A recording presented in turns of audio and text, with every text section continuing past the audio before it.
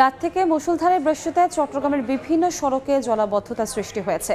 ক্রমশমান পানিতে চরম দুর্ভোগে পড়েছেন সাধারণ মানুষ। এই মুহূর্তে প্রবর্তক এলাকায় আছেন রিপোর্টার পার্থপ্রতিম বিশ্বাস। আমরা সরাসরি যাচ্ছি তার কাছে। পার্থ, টানা বর্ষণে বন্দরনগরী চট্টগ্রাম পানির নিচে তলিয়ে গেছে। এই মুহূর্তে আমরা আছি নগরীর কাতালগঞ্জ এলাকায়। এই এলাকায় বিস্তীর্ণ এলাকা কিন্তু আমরা দেখছি নিচু এলাকা বিশেষ করে পানির নিচে একেবারেই তলিয়ে গেছে। ষোলকবহর থেকে শুরু করে নগরীর যে আগ্রাবাদ, বদ্দারহাট, চকবাজার সব জায়গায় কিন্তু টানা বর্ষণের কারণে এখন পুরোপুরি পানির নিচে আছে। এবং এইসব নিচু এলাকার যারা ব্যবসায়ীরা রয়েছেন তাদেরকে কিন্তু প্রতি বছর এই বর্ষার সময় চরম ভোগান্তিতে পড়তে হয়। কারণ চট্টগ্রামে মুষলধারে বর্ষণ হোক কিংবা হালকা বর্ষণই হোক, বন্দরনগরী চট্টগ্রামের যে নিচু এলাকাগুলো রয়েছে সেসব এলাকার দোকানপাট, ঘরবাড়ি পানির নিচে তলিয়ে যাবে সেটি যেন এখন অনেকটাই স্বাভাবিক ঘটনা হয়ে দাঁড়িয়েছে।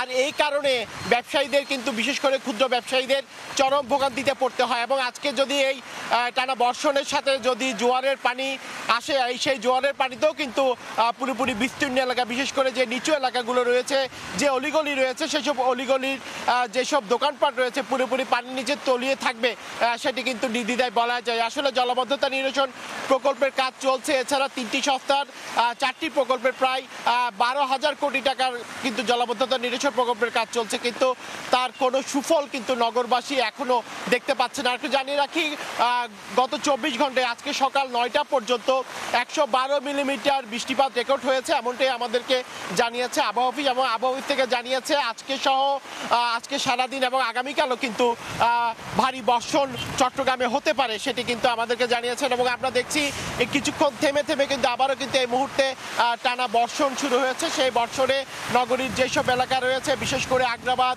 চকবাজার, মুরাদপুর, কাতালগঞ্জ থেকে শুরু করে বেশিরভাগ এলাকায় কিন্তু আমরা দেখছি পুরোপুরি পানির নিচে তলিয়ে গেছে, জলাবদ্ধতা সৃষ্টি হয়েছে। আর যারা সকালে কাজের উদ্দেশ্যে ঘর থেকে বের হয়েছেন তাদের ভোগান্তি চোখে পড়ার মতো। বিশেষ করে চট্টগ্রাম মেডিকেল কলেজ এলাকা কিংবা আমরা যে জায়গায় আছে এখানে পার্ক ভিউ হাসপাতালে যারা চিকিৎসার উদ্দেশ্যে আসছেন বা যারা যাতায়াত করছেন, চাকরির উদ্দেশ্যে বের হয়েছেন, তাদের ভোগান্তি সবচেয়ে চোখে পড়ার মতো। এবং পানির মধ্যে আমরা দেখছি বিভিন্ন গাড়ি নষ্ট হয়ে কিন্তু চরম ভোগান্তিতে পড়ছে এবং তাদের ব্যবসার ক্ষতি হচ্ছে বলে আমাদেরকে জানিয়েছেন গাড়ি চালকরা। তো এই ছিল আমার কাছে এখনো পর্যন্ত নগরীর কাতালগঞ্জ এলাকা থেকে এখানকার সর্বশেষ খবর।